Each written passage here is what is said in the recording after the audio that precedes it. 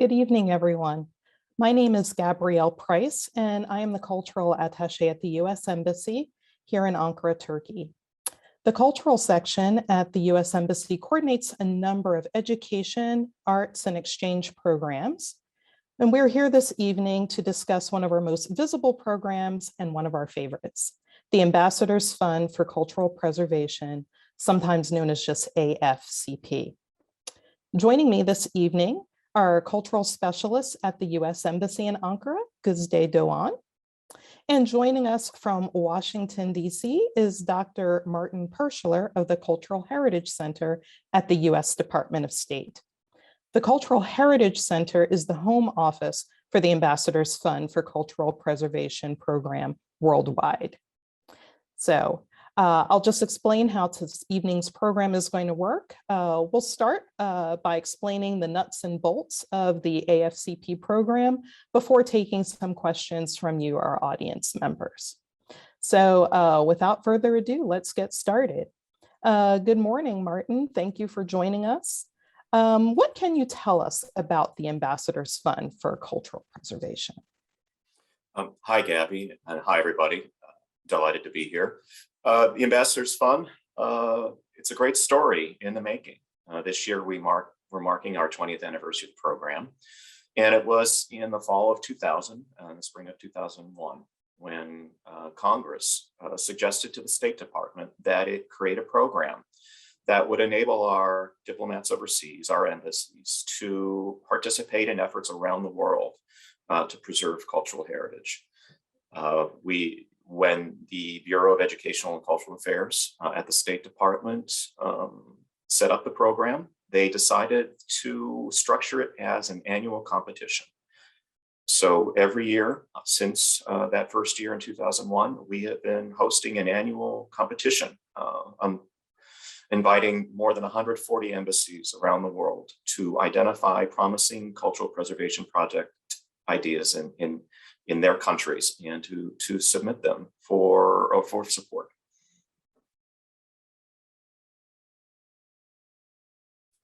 And unmute myself there. Thank you for that. So could you tell us a bit, are there any specific themes for the AFCP program this year or any year? Well, one of the themes that has been continuous over the history of the program has been the focus on both tangible and intangible heritage. Since 2001, we've been supporting the restoration of historic buildings, preservation of archaeological sites, the conservation of museum collections, and the preservation and documentation of a wide array of intangible heritage, from traditional music and dance to indigenous languages, traditional crafts, including those associated with the building trades, and even traditional forms of drama, a dramatic performance in certain cases. Over the past several years, we have been actively supporting projects at UNESCO World Heritage Sites because it's one way that we can demonstrate U.S. support for the World Heritage Convention. That is not a requirement, it is not a restriction, but it is an area of interest to us. And as much as I hate to say it, we've been focusing a lot on post-disaster and post-conflict recovery of cultural heritage. Ever since the earthquake in Haiti in 2010, we have been identifying a need, especially in the aftermath of disasters, for cultural heritage preservation support. And so from earthquakes to cyclones to fires to periods of extended drought, and desertification, we have been sharpening our focus on providing support in those circumstances. We are also looking closely this year at projects tied to the climate crisis, projects that involve community engagement, and projects that in one way or another support sustainable development. The participants on today's webinar might have participated in our earlier webinars on those themes.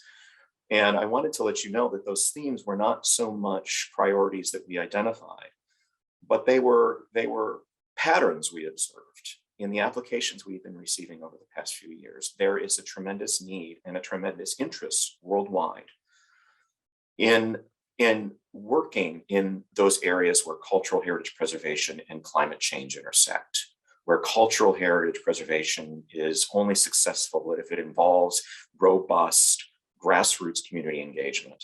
And in those cases where cultural heritage preservation can be used as a tool for economic development or sustainable development, not always through tourism development, but through the improvement of livelihoods for people.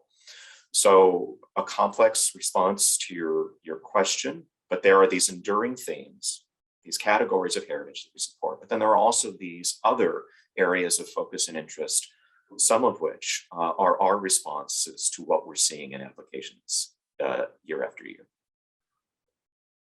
Thank you for that explanation of some very important things to think about. And I'm sure we'll come back to some of those themes later in our discussion. But now, why don't I turn it over to Gozde to tell us a little bit about who can apply for the Ambassadors Fund program here in Turkey and what the process is for starting an application here in Turkey. And before you get started, Gozde, I'd just like to remind our audience members that we will be taking questions at the end, but if you have any questions, if you think of things related to what we're saying, you can start dropping your questions into the Q&A chat box. Thank you. Yeah, exactly. Thank you, Gabby. Well, overall, even for the round one, there will be kind of 2 rounds in between. So as the U.S. mission in Turkey will be accepting applications, concept notes. So I would like to share a few slides with you all, if I may. Here you go. Okay. Yes. What's happening in Turkey before all the applications find their way to Washington? So who can apply? Basically, we're talking about reputable and accountable non-commercial entities. And what we mean with this is non-governmental organizations, NGOs, museums, educational institutions, ministries of culture, municipalities, or similar institutions and organizations. And of course, including US-based educational institutions and organizations subject to this code. But who cannot apply? Individuals, commercial entities, or past award recipients that have not fulfilled the objectives or reporting requirements of previous awards. We're lucky in Turkey that this hasn't happened, so we're fine on that end. And of course, potential implementers must be registered and active in the US government system for award management, in short, SAM, to receive US federal assistance. So this part is a little tricky. We receive lots of questions with this from Turkey over the years. And I will share some guides, a little later so that people can use, and they're all in Turkish. So we will come back to SAM issue in a minute.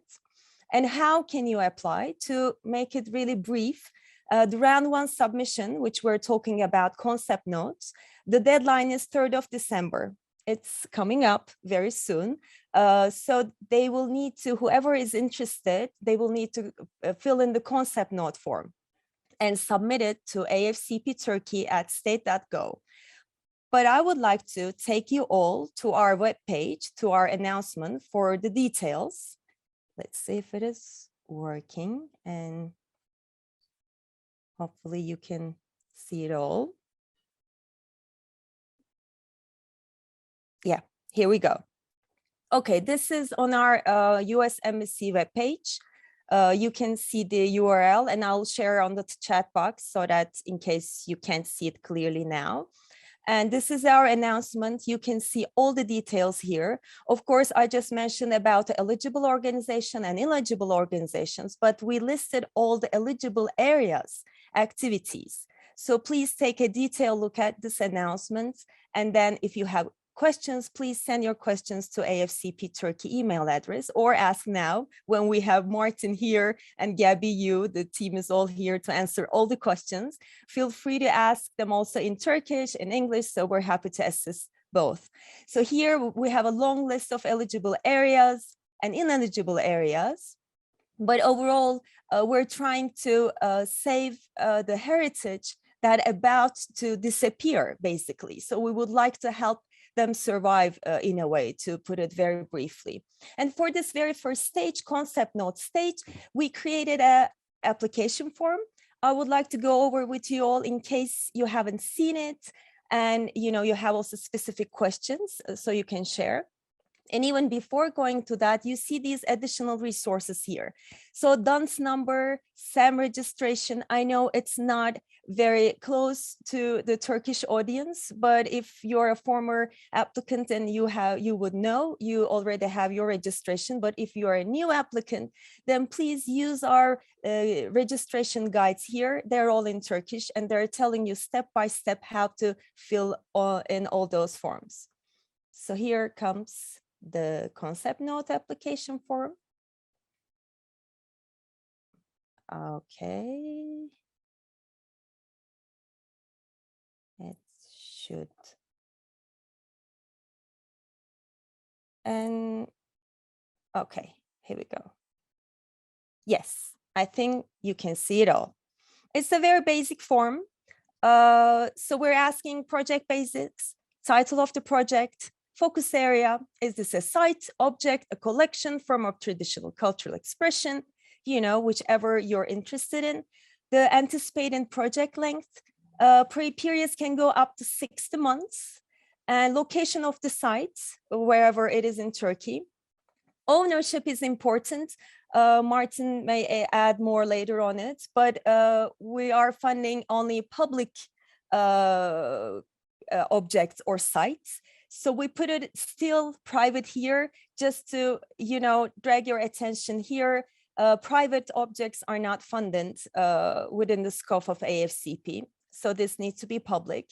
And project cost estimate, at this concept note stage, we're only looking for the general idea about your project. All the details will come later once the project is selected to move forward for the second phase. So you can see the project applicant information, very simple. Your name of the organization, type of the organization. You have the project location for us to understand better. This is the other part, official permissions. This is quite important for us in Turkey. Your permissions from the Ministry of Culture or any other other public bodies that you require permission. Project purpose. Here, the preservation goals and the activities planned to achieve those goals. Any broader goals you have connected with them at national level, community goals. So please write in here, no more than 2,000 characters, please. And we have the project visuals. These are also very important for us. We have a very small request here. Please share your visuals as JPEG or PNG or PDF. And for our systems, please avoid using those zip files. So it is quite challenging for us here to deal with those zip files. You can use several emails, consecutive emails, but please avoid those, some drive links or zip files. So overall, this is what we're looking for the concept phase. And once you submit your application here, and I will go back to the address afcpturkey@state.gov. The applications will be collected in Turkey, and then we'll go through a technical review, an initial review by the embassy and consulate's expert team, a committee, and then the most compatible and then eligible and most competitive applications will be submitted to Washington, to Cultural Heritage Center for the global competition for the first round. And once we hear, and if we hear back from Washington, then we will contact the invited applicants to be able to move to the second round. I think these are the main points that I would like to share, Gabby, at this point. If we have further questions about how to apply, I think we can continue later on. Thank you, Gozde, for that detailed explanation. It was very useful. And for our audience, I just want to emphasize how important it is to send complete applications, because the technical review process is one that's taken very seriously. So now a natural follow-up to Gozde's presentation. If your concept paper is selected by our committee here in Turkey, it goes to Washington. So now I'm going to ask Martin if he could tell us a bit about how concept papers are evaluated back in Washington, D.C. Sure, Gabby, happy to tell everyone a little bit about our process here. This two-round application process that involves the concept note and full application is something new for us, but we like it because it encourages all of us, applicants, embassies, and our reviewers in Washington, to focus on the questions that were in Part E of the embassy's application. What are the preservation goals? And what are the activities you plan to achieve those goals? And what are the other goals, whether they're national goals or community goals? And what are the activities planned to achieve them? You know, we often think sometimes about cultural heritage preservation or the preservation of an object or a site leading to a preserved object and a preserved site, and that's it. But the reality is that the process of cultural heritage preservation can have such positive impacts way beyond the preservation of the object of the site or the documentation of the tradition itself. It could provide an opportunity to build capacity. It could serve as a bridge to unite communities that were separated. It can contribute to national, regional, or national efforts at developing or revising official cultural heritage preservation policy. These are the kinds of value-added goals that we are really going to focus on when it comes to reviewing the concept notes that we receive from our embassies around the world. A lot of it really depends on the Part E and how that question and how applicants are able to answer that question, both parts, the preservation activities and goals and the larger activities and goals. I will say, to give you an idea of the competitiveness of the program, last year, we received over 170 concept notes from over 80 embassies around the world.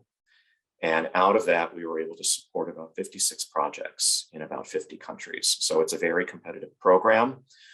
I will let you in on a little secret here. One of the reasons that we are using this two-round application process is because we want to make it a little easier on embassies and applicants.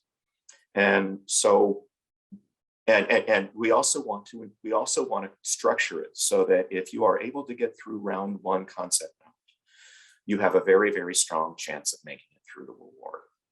So I can't underscore enough the importance of this round one submission and the Part E in the embassy concept note application. Thanks for that. So, you know, you just mentioned that you're looking for certain value added in some of the concept notes. In addition to value added, are there any other special qualities that you are looking for in successful applications? Do you have any examples? Sure. We are looking for clear and direct explanations of what the project activities and goals are, what the importance of the heritage is. We are looking for focus. Every so often, the purpose of the project gets lost in an application that involves too many activities that don't appear to be directly related to each other. I like to refer to this as a project having too many moving parts, where there's so much going on that it's difficult for viewers who do not have direct knowledge of the heritage. It's difficult for those reviewers to understand exactly what the needs, what the activities, and what the ultimate goals are. So a focused, clear, and direct application is vital. When it comes to the full application, a detailed project budget is critical. Over the years, we have come to see budgets as an alternative narrative to the project. If I can read a project budget, I should be able to understand all the activities and the goals of that project without necessarily reading the narrative. Every so often, applicants fall into the trap of having a narrative that says one thing and a budget that does not track with that narrative. Now, there are many reasons for this. You might have a larger project and you're only submitting a request for a portion of it, but you've included the narrative for the whole project. And so there's a disconnect between the budget, which is very detailed and specific to one phase, and then the narrative, which covers everything, right? And then there's also the pitfall of not providing enough information in the budget, where a reviewer would see a line for travel of like $30,000, but have no idea based on the budget how that $30,000 is going to be spent on travel during the project. So granular budgets, another thing that we look for. And I will say too, and it's a phrase we say a lot: a picture is worth 1,000 words. Illustrating your applications with photos, these days with video, sometimes if we're talking intangible heritage, with audio recordings, illustrating and supplementing your application with audiovisual material is one of the most powerful and easiest ways of communicating the character, the importance, and the urgency of your project to reviewers. Most people in Washington who were reviewing these applications might have never been to your country, might not be familiar with the tradition or the site or the objects. Photos, videos, audio recordings are your easiest and best way of communicating the nature of the heritage you want to preserve. So don't discount the value of maps, plans, aerial views, photographs, photographic details, video clips, because they are very, very powerful and efficient and effective components of a successful application. Thank you for that. Do you have any sample photos that you may be able to show us, or of some of the successful projects from past years' competitions? As a matter of fact, I do. Thanks for asking. These are just a sampling of the kinds of projects that we've supported, and I've actually constructed a series of befores and afters, to kind of communicate. Well, this is, you can understand what the preservation goals were of these projects just by looking at the after photos, and then I also have a video from an intangible heritage project involving traditional music in Mali. And I'd like to show a couple minutes of that, because it would, not many people are aware that they can apply to the Ambassadors Fund for support for the preservation or the documentation of intangible heritage. And I just wanted to show you a powerful example of one of the products we received from our project. So let me share my screen. Mm-hmm.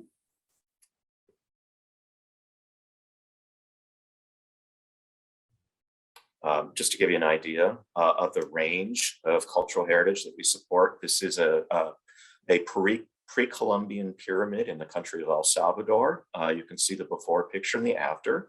And I like to use this as an example of an archaeological site preservation project that involved a robust capacity building and tourism development component to it. So there was local return on investment here. This is an image of a project on the island of Zanzibar, in Stone Town in the archipelago of Zanzibar in Tanzania. And this is a pretty straightforward historic building restoration project. It involved the cleaning and repair of the exterior of this church.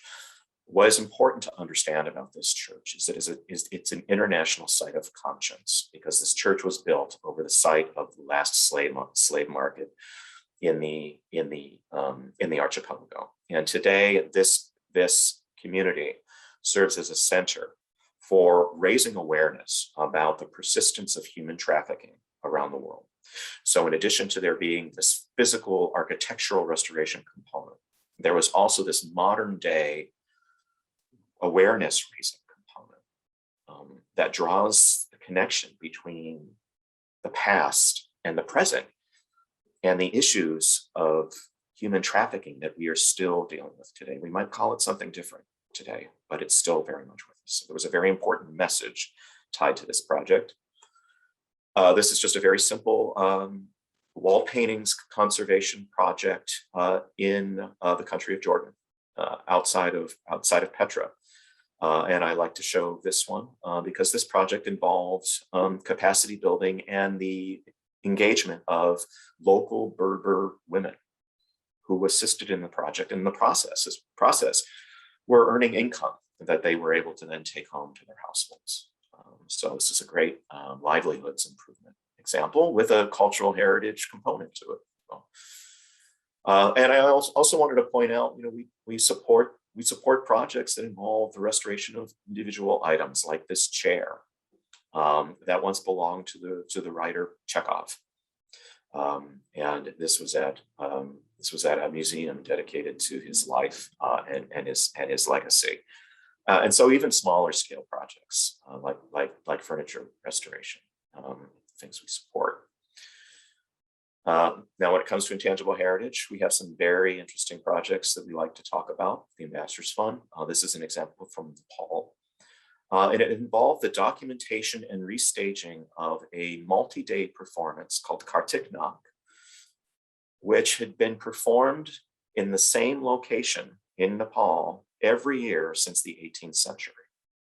Now, in the 18th century, when it began, it was a 26-day long performance. By the early 21st century, it had dwindled to less than a day. And the organization came to us with a request for funding to document what was known about the full 26-day performance, because they wanted to start expanding their performance out so that it was longer in duration and it was more closely associated or more closely reflective of that tradition originally. And finally here, I just want to show you 2 minutes of a video. It has to do with the preservation of musical traditions in Mali. I will only show half of the video, but the video actually identifies 2 threats. One is the threat of modern music recordings on the performance of traditional music by live bands. And then the other threat is something that I will leave for viewers to discover for themselves. They can watch the video in the chat room. But let me start the video here.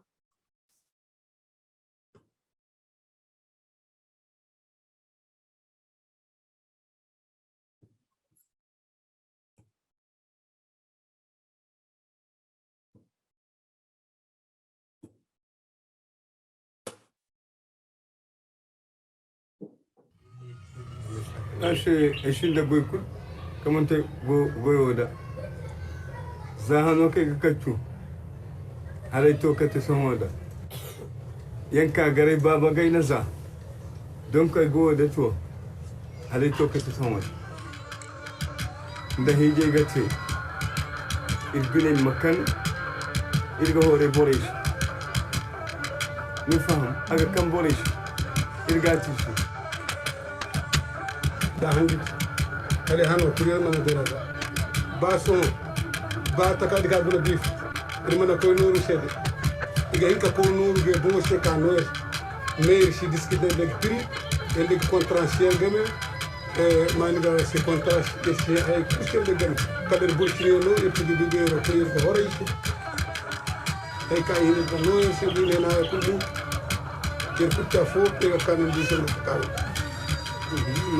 ما كان أشياء كوي ودي من اللي قابل تجينا يوم كنت جالس الشهر كل بيت كان ينقطع المكابورة تذكر ولا المكراشي هو كان هنا أقاتل نفهم أسد هم تجو يمكن يقول كارو بكبين ده باي تلين الفترة بقول كل كده جهلا تلا كنت قالا ما بنجينا كلا يفو مكاجين ده تكمبوت كلنا بجي قلنا بنبرة جيك فلان ده جزيك هاي سي كل جزيك تكمل سبدلك غريه كلها بوجتين ناس بركوس جينه ارتس كرسي جينه كانت مرسل تكمل جامد ايوه ناس لا دا لانه اجا كونتيني بسكي بويجا باكا فل الموشي يدك انت ارتي كربكركي ناشي زنكي دا اسيفي انا تلو سيفي كلا غادي كان زنكي هندي ورلو كيل غاشوي غاني غاشوي بالك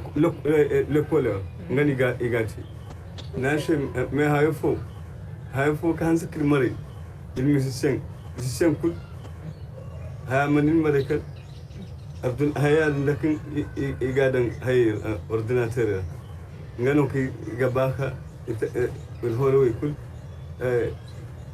هسر بوري بونو كان سكر ما أجري مري إنغامو كان سكر مري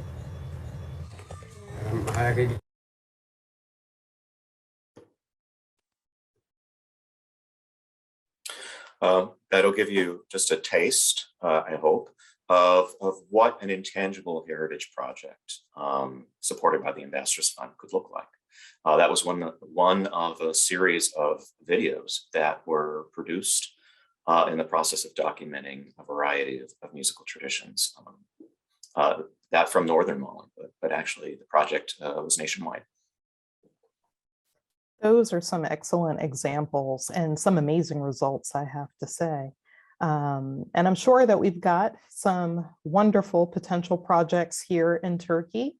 I think we have a few questions, so why don't we look at what we have in our chat box and our Q&A box. Gozde, do you want to take the first question? Yeah, sure. Starting with chat box. Can project comprise more than one project activities types? So can there be more project activities in one proposal? So I believe here the question is talking about can one project target more than one project activity areas? So do you have an example of that, Martin? Like perhaps, I don't know, like 2 different buildings or tangible and intangible combined? Yeah. Sure. Thanks. Happy to answer that question. You know, a project could have multiple interrelated components and activities. One example would be, say, a site preservation or a building restoration project that has an activity that involves survey, documentation, assessment, and conservation treatment, right? So in that case, we're looking at a single object or a site and activities that are all related, that are all different and are required to do to have a successful and effective conservation project. Another way of thinking about interrelated project activities is, as you mentioned, Gabby, to have a project that involves similar kinds of work at more than one site, right? That are related. An assembly of buildings, you know, several structures in an archaeological site, buildings in a region spread out, but that are of a similar type. Like they all function as libraries, or you know, or town halls.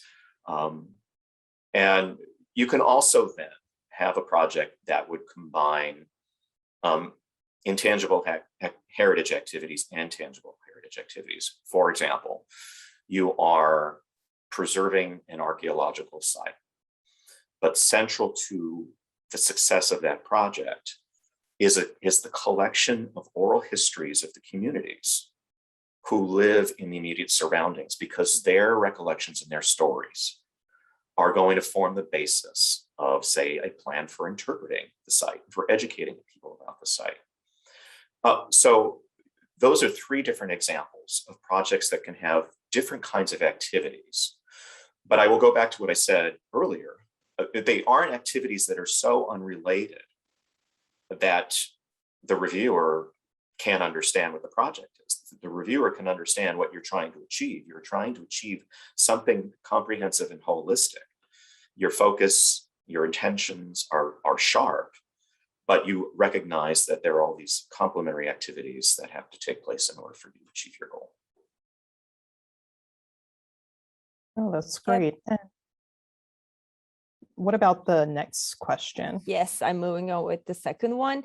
Martin, our participant, is agreeing with you that the project purpose needs to be, simple, to the point, so it shouldn't get lost in the complexity of the idea, if I may say. And they're asking, will NGOs be evaluated for financial eligibility? Martin, we may maybe answer this question together. For you in the Cultural Heritage Center, do you evaluate on their financial eligibility any additional documents that you will require? No, we rely on the embassy to do a lot of that, to a lot of that evaluation. But I will say one of the things that we are aware of is that there is no single size to a nonprofit. There are some nonprofits that are new and small. There are some nonprofits that have been around a while and are pretty large. There are some that work locally, and there are some that work globally. Regardless, one of the things that we always encourage, especially for applicants who are new to the Ambassadors Fund program, is to start small. You had mentioned earlier that we had, the program awards grants anywhere from $10,000 US to $500,000 for a small organization that's new, who has never worked with the government, US government before, who has never really done a preservation project before. A good strategy to build credibility is to choose a modest project first, say in the $50,000 range. Doing so ensures that as a new organization, you aren't taking on more than you might be able to accomplish because of staffing restrictions or because of unfamiliarity, right, with the process. And then over time, after you have that first successful project at a smaller scale, you're also building your reputation with the Ambassadors Fund program. And then you start asking for more. I mean, we see this pattern a lot. You just want to get in, and you want to prove your capabilities, and then after a successful project, you apply for more. Yeah, I think, Martin, you covered all the important elements of this question. And on the embassy side, we don't require a specific document to be able to evaluate financial eligibility. But of course, we check the website, we check the previous project experiences if there are, and if there are not, as Martin just explained, we pay attention to the budget and overall, of course, concept proposed. Gabby, would you like to add something on this, or shall we move to the next question? No, I think we're ready to go on to the next question. I will go to the Q&A box. We have two questions over there, actually three. The first question is, in case the project focuses on the public forms of traditional cultural expression, how we can prove the official permission to undertake the project? So, because I mentioned during the presentation that the permissions are quite important, but maybe I just continue, Martin, if you would like to add anything to it. But of course, permissions, if necessary. For example, if it is an archaeological site, if it is a public building that you're talking about, or any public owned material. So of course, for you to be able to do something with those material, you will need the permission. And this is the permission type of the permission that we're asking for. So if you don't need one, then obviously you can say on the form, not applicable. Yep. Every so often, it seems like a trick question, because if you're a national museum and the objects are yours, you're like, well, who writes this letter of permission? Because these belong to the museum. And in those cases, you can either just say, well, these objects belong to the National Museum, we're the National Museum, or you can say this does not apply. It gets tricky with intangible heritage because, asking, how do you identify who owns a music tradition or who owns an indigenous language? In those cases, we are looking to ensure that you have the support of the community who is the focus of your project. If you are proposing a project to document an indigenous language, there should be evidence in your application that you are fully engaged with that community and that community supports what you do. So it's not so much a letter permission for the language, but it's a letter reassuring us on the receiving side of the applications that you have a good network and relationship with the community that is the focus of your project. Martin, there is a connected question. I think you already answered it, but it is asking, do permits have to be secured before the application?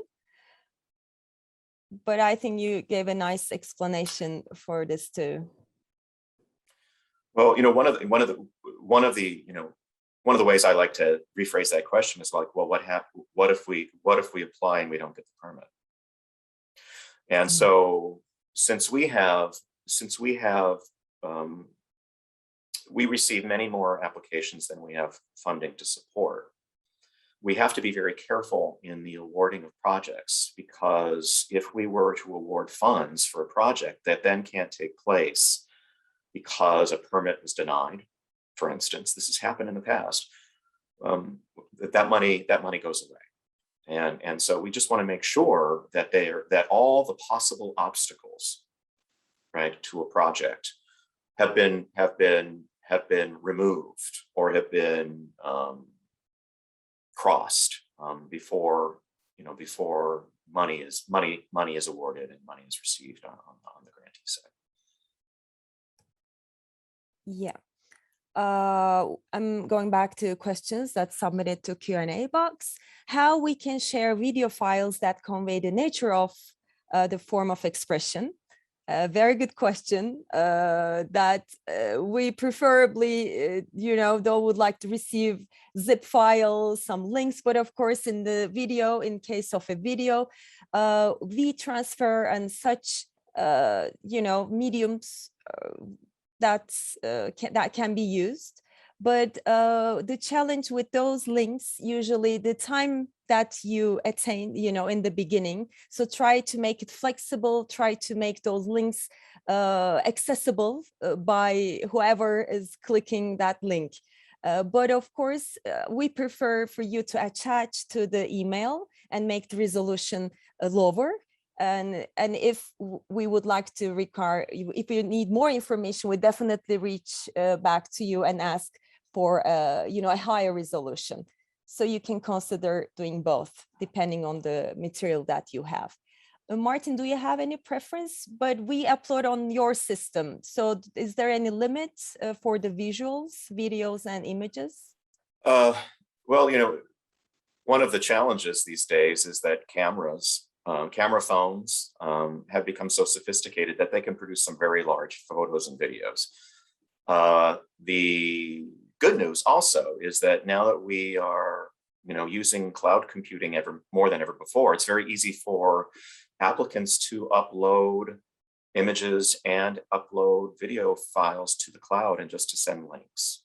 And believe it or not, that's one of the preferred ways that that's one of the ways that we prefer to receive that kind of material these days. If you have a photo album online in one of the many photo applications available, send us a link to the album. Likewise with video. It's most important that we see, hear, and understand. We don't have to possess the files. And also YouTube links could be also used. I would recommend to use such links. And here comes the other question. Can we submit a concept note for a project that doesn't focus on Turkish cultural heritage through Embassy Ankara? So if they're applying from another country, Gabby, will they be able to apply to us? Well, we talked about this in certain limited circumstances, kind of before we actually went live with this webinar.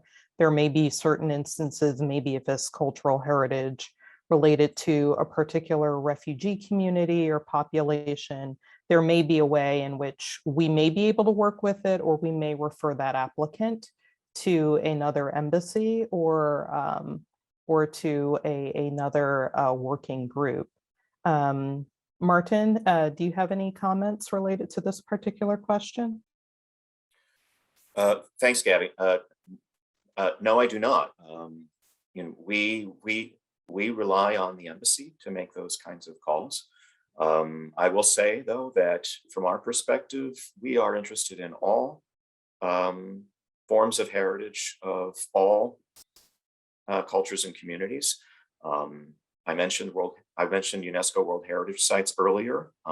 We are equally interested in those sites that have received the highest designation in the land, as well as those sites that are of immense local importance, but that have not, for whatever reason, been recognized either nationally or globally as a monument or as intangible heritage of humanity. For us, what matters is the connection to community, the importance of the heritage, and the urgency of the proposed activity. We have a few more questions, Gabby, on the chat. I think, shall we continue with these two? Yes.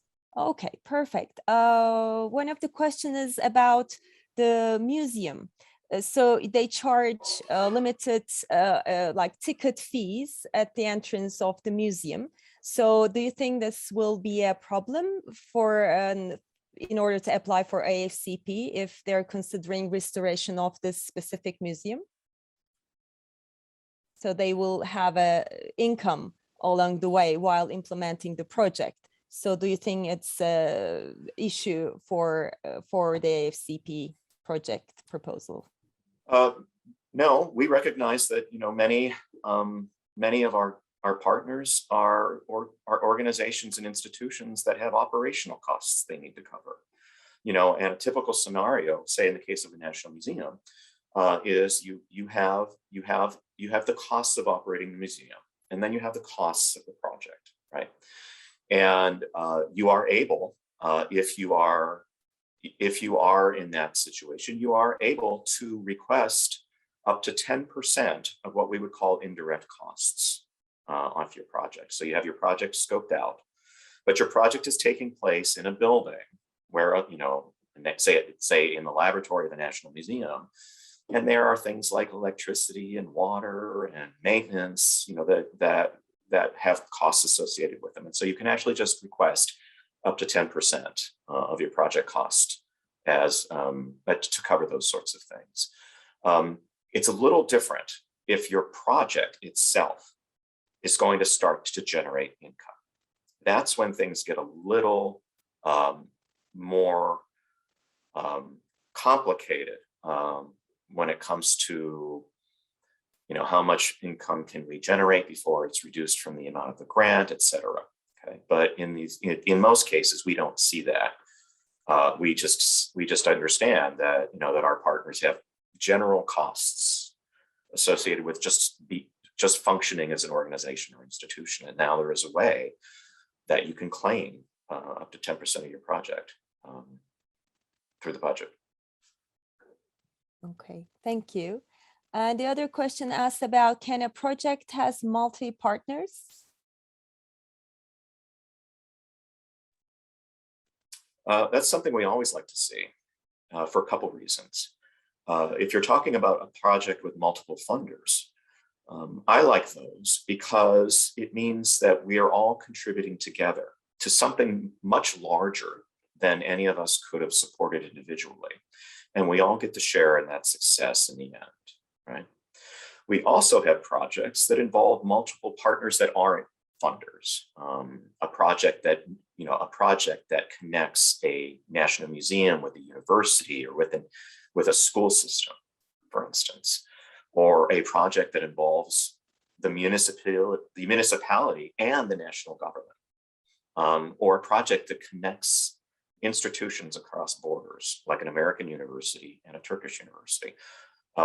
We like those as well, because one of the things that the Ambassadors Fund is meant to do besides the preservation is to basically build people-to-people connections. And any chance we have to help facilitate that, whether it is strengthening a network, building a network, or strengthening a relationship between American organizations and Turkish organizations, or strengthening or building relationships among Turkish organizations, we're going to look at those favorably because that gets at one of the core purposes of the program. I mean, if you think about it, cultural heritage preservation is an activity, but it's really a human activity. It's about people working together and about relationships. Yeah. Gabby, would you like to add something to this question? No, I would say that, I can't, agree more. I think that we do like to use the AFCP project as a way to build bridges between American and local societies. I would just add that, it should be clearly documented who the multiple partners are. I think that's very important.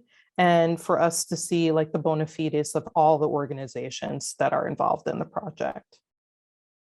And it should be, I think, fairly clear what their roles are.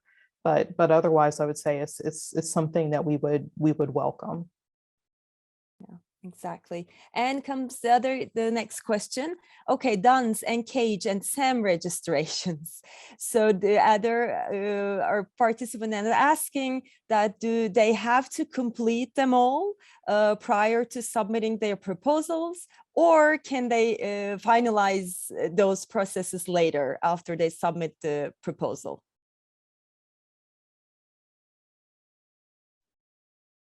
Gozde, do you want to give yeah, first I can, crack right? at that about how we? I know this is the complicated part. I hear you all the participants. Well, of course, you are required to finalize all these procedures, but as at the concept note stage, we don't require. You can just add on the application form, note that you initiated the process and waiting to finalize. And then once you receive the numbers and receive the registration confirmation, we of course would ask you to share that update with us. Right, Martin? Can we do it this way? Yes, but I'd like to add some good news from Washington. As of now, the DUNS you will no longer have to apply for a DUNS number separately. The DUNS number is going away in April 2022, so next year. So if you are a first-time applicant for a grant from the U.S. government, when you register in sam.gov, you will automatically receive a unique number that takes the place of DUNS. Okay. You will still need to acquire what's called an NCAGE code, which is assigned by NATO. You need that before you go for your sam.gov registration. But now you don't have to worry about the DUNS registration because you only have 2 steps now instead of 3. If you are already in sam.gov, and between it, you have to renew your sam.gov registration every year. And when you do, you will receive your new unique identifier. So you will receive your DUNS replacement also if you're already in sam.gov. Okay, so we're making it a little bit easier on applicants, but you still need the NCAGE code and you still need sam.gov ultimately. Right? When you need it, I think has been laid out, but I just want to let you know that there's one less step. Thank you for being the bearer of good news. And Gozde, I think we have one last question.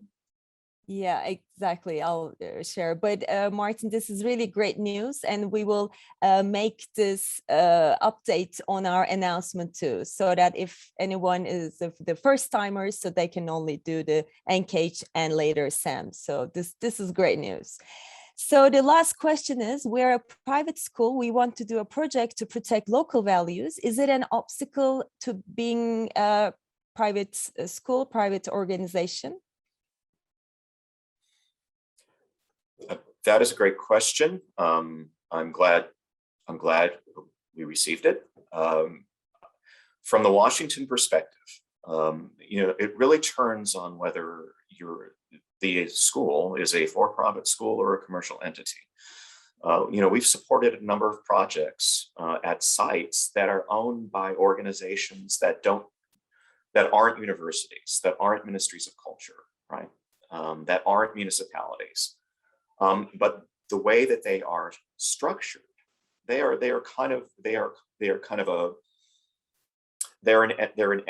entity that does not seek to profit directly, right, from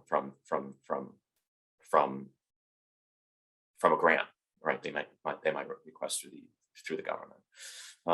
Usually schools have some sort of nonprofit status or recognition, and it varies from country to country. But to give you an example, we've awarded grants to religious organizations that have own property, own objects.